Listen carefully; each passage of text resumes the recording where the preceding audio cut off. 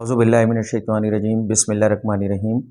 हाँ, मेरा नाम सुहेल खुर्रम फ़ारूकी और आप देख रहे हैं हमारा यूट्यूब चैनल हमारे मसाइल और उनका इनकलाबी हल। हमारा आज का प्रोग्राम नंबर 48 है जो बेरोज़गारी के ख़ात्मे से मुताल्लिक़ है। ये बड़ा अहम प्रोग्राम है।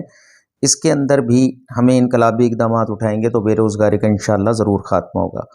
जैसा कि आपका मालूम है पाकिस्तान इस्लाम के नाम पे बना हुआ बड़ा मुल्क है, दुनिया का वाहिद मुल्क है जिसमें हर मौसम मौजूद है, बेपनाह वसाइल मौजूद हैं, लेकिन हुनरमंद तालीम याफ्ता अफराद की कमी की वजह से हम अपने वसाइल से पूरी तरह इस्तिफ़ादा नहीं कर रहे।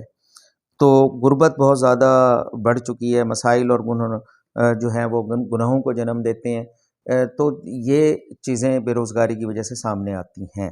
तो वैसे तो दुनिया का सबसे ज़्यादा जहाँ पे बेरोज़गारी है वो बुर्किना फासो मुल्क है जिसमें 77% बेरोज़गारी मौजूद है। दूसरा मुल्क शाम है जहाँ 50% है। तीसरा मुल्क सेनेगल है जहाँ 48% बेरोज़गारी है।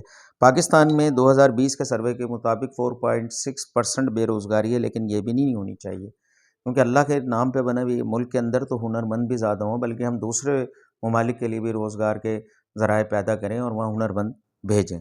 अल्लाह पाक फरमाते हैं अलकासिबु हबीबुल्लाह है, रिज़्क़ हलाल कमाने वाला अल्लाह का दोस्त है। और रिज़्क़ हलाल कमाने से मुताल्लिक़ अल्लाह के रसूल का मशहूर वाक़या है कि एक शख्स हज़रत सल्लल्लाहु अलैहि वसल्लम के पास आता है और कहता है कि जी मुझे भीख मांगता है। तो अल्लाह के रसूल फरमाते हैं कि तुम्हारे पास कोई चीज़ है? तो वो कहते हैं कि जी मेरे पास एक कंबल मौजूद है। तो अल्लाह के रसूल कहते हैं कि कोई है जो इसे ख़रीदेगा?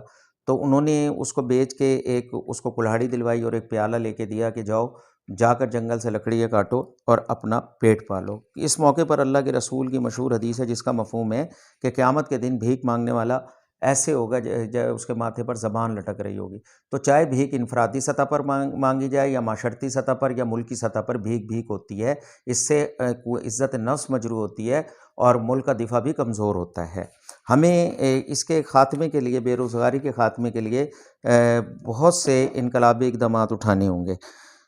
इसमें सबसे बड़ा मसला जो है बेरोज़गारी का नाइंसाफ़ी है, मेरिट के बगैर नौकरियां वगैरह हैं, तो जिससे मायूसी बढ़ती है, बेरोज़गारी बढ़ती है, तो इस चीज़ को ख़त्म करना होगा। हुनरमंद अफ़राद पैदा करने होंगे, क्लर्क पैदा करने वाली सिलेबस को तब्दील करना होगा, मुफीद और हुनरमंद लोग पैदा करने होंगे। ज़रिया तालीम अगर उर्दू में हो तो उर्दू में ज़्यादा से ज़्यादा अरबी अल्फ़ाज़ का इस्तेमाल किया जाए ताकि बामकसद हो जाए। तालीमी तज़ादात भी ख़त्म करने होंगे। एक बस्ते से बच्चा जो है वो इस्लामियात निकालता है कि सूद हराम है और उसी से वो रियाज़ी निकालता है, सूद मुफ़रिद और सूद मुरक्कब पढ़ता है। ये इस तरह का जो ये सिलेबस है उसको तज़ादात को ख़त्म किया जाए और ख़ालिस इस्लामी बुनियादों पर सिलेबस तैयार किया जाए। जब जब सनतों पर ज़ालमाना, जाबराना और अदम इंसाफ़ पर मबनी टैक्सेस नाफिज हैं, तो इस चीज़ का भी ख़ात्मा किया जाए और इस्लामी फ़लाई टैक्स का निज़ाम जो हमने दिया है, बहबूद फ़ंड का निज़ाम, उसे राइज किया जाए। हुकूमत आने वाले सालों के लिए दरकार अफराद और शोबे का पहले से ऐलान करे ताकि उसी में हुनरमंद तैयार हो सकें। जाली डिग्री और सिफारिश और रिश्वत की बुनियाद पर आने वाले लोगों की हौसला शिकली की जाए और उनका किला गमा किया जाए।